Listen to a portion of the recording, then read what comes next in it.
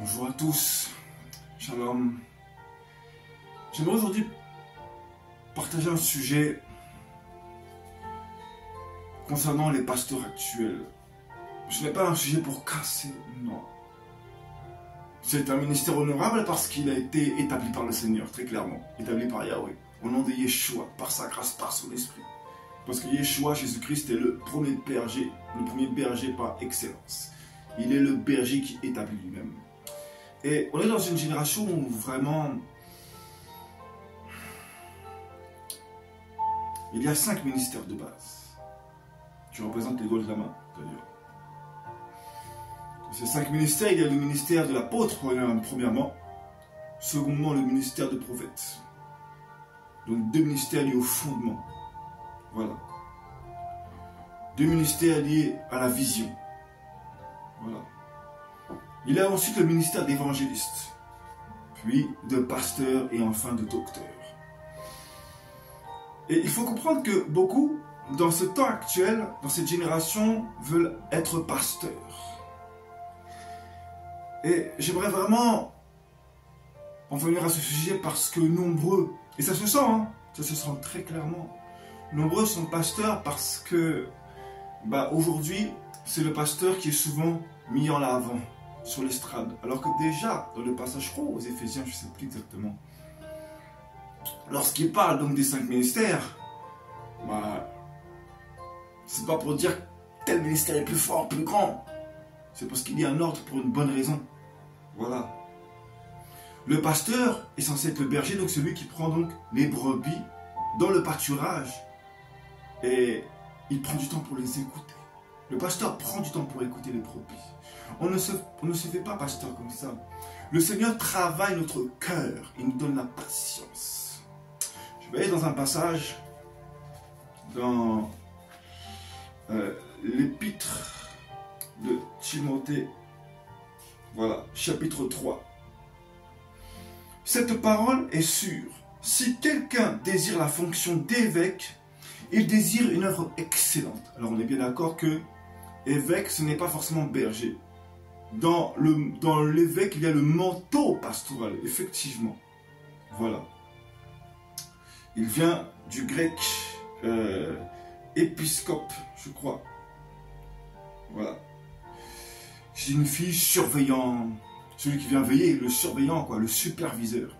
C'est encore autre chose, mais ça fait partie des anciens, en fait. Voilà. Donc c'est une œuvre excellente de base, déjà. Mais il faut que l'évêque soit irréprochable, mari d'une seule femme, fléchissant les désirs et impulsions. Il n'y en a pas beaucoup comme ça aujourd'hui. Modéré. Il faut qu'il sache être modéré. Décent.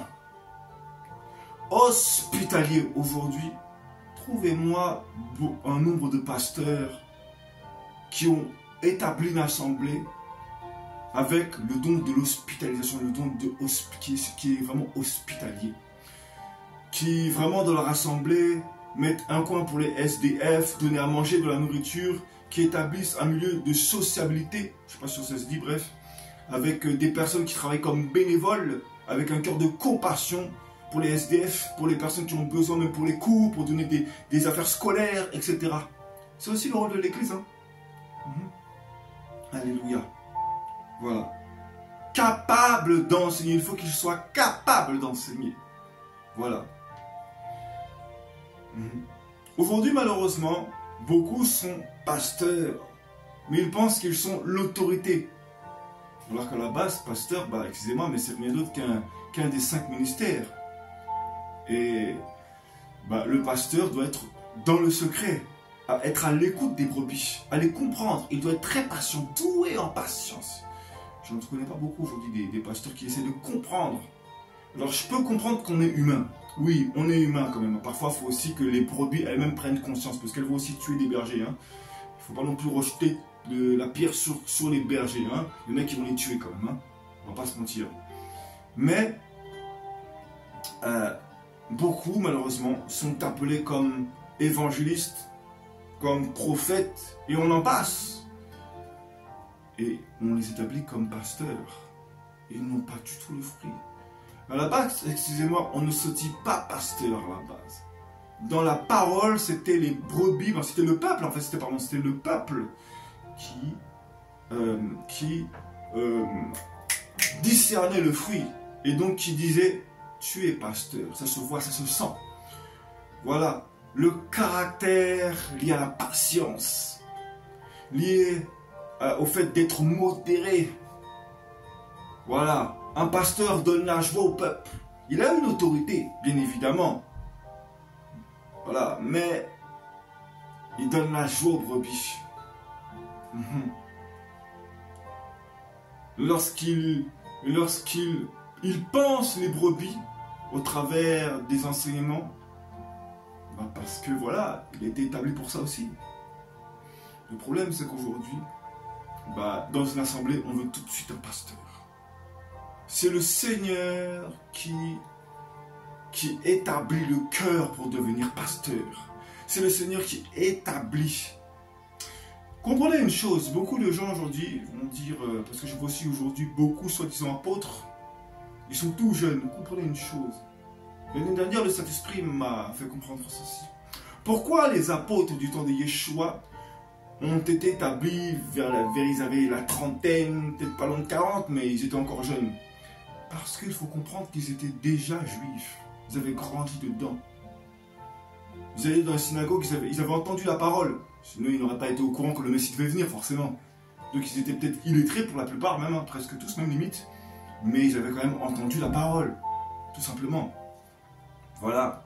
Et aujourd'hui, et donc, vu qu'ils avaient grandi dedans, bah, forcément, il y avait beaucoup de choses qu'ils connaissaient par rapport à nous qui aujourd'hui, bah, recevons le Seigneur peut-être à 20 ans, 30 ans même pour certains, 25 ans, etc. Et ils veulent vite être établis pasteurs. Ce n'est pas comme ça. On n'est pas établi au bout de 3 ans après une formation. C'est le Saint-Esprit qui forme les cœurs. Un pasteur est formé par le Saint-Esprit lui-même. On le reconnaît par le fruit, par le caractère, alléluia, lié à son ministère.